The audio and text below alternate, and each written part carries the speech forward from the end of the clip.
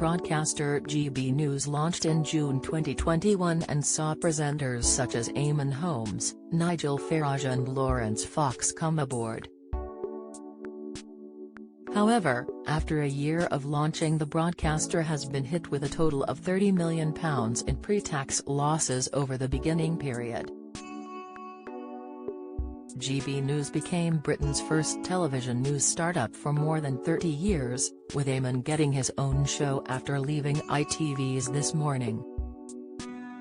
The channel described itself as right-leaning on political issues and promised viewers original news, opinion and debate with no biased opinions.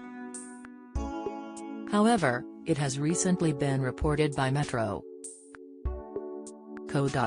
that the channel's company accounts show it lost millions in May 2022. Despite the considerable loss, GB News said its directors were satisfied with the results and expected growth in the future performance of the company.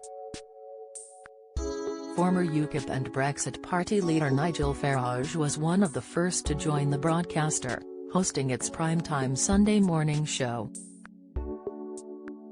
Despite the optimism from GB News directors, the broadcaster has faced several controversies over the past year and a half, including an advertising boycott from several brands. The likes of IKEA, Kopparberg and Octopus Energy decided to pull their adverts from the channel.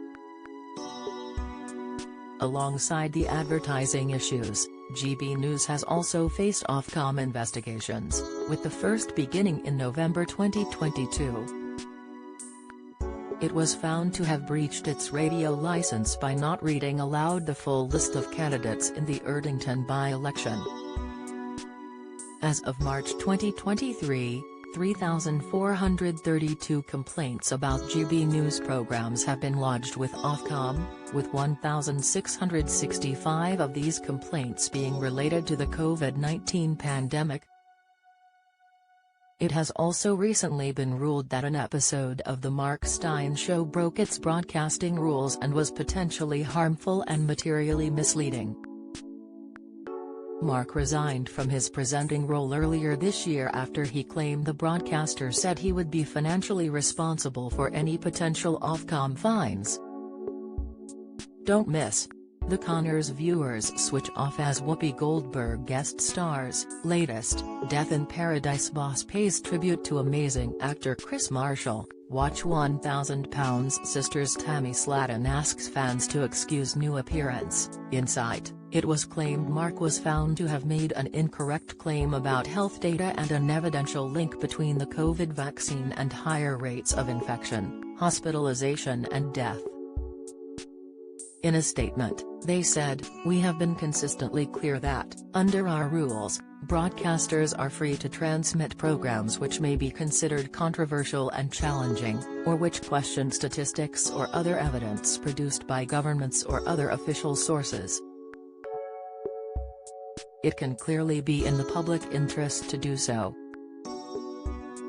However, with this editorial freedom comes an obligation to ensure that, when portraying factual matters, audiences are not materially misled."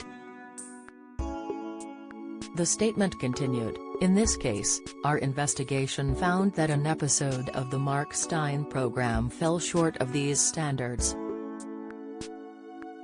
Not because it exercised its editorial freedom to challenge mainstream narratives around COVID-19 vaccination,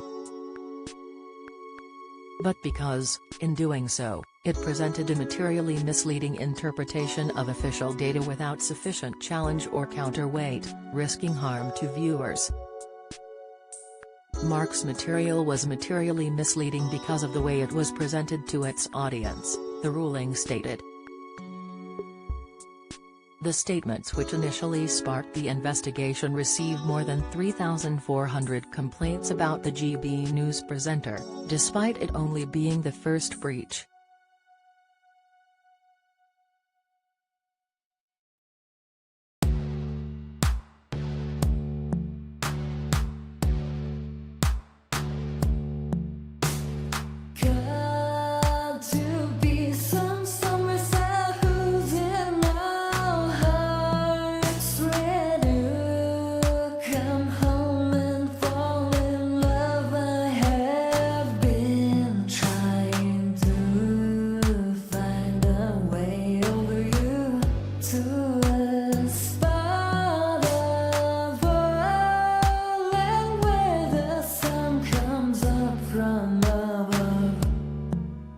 melted.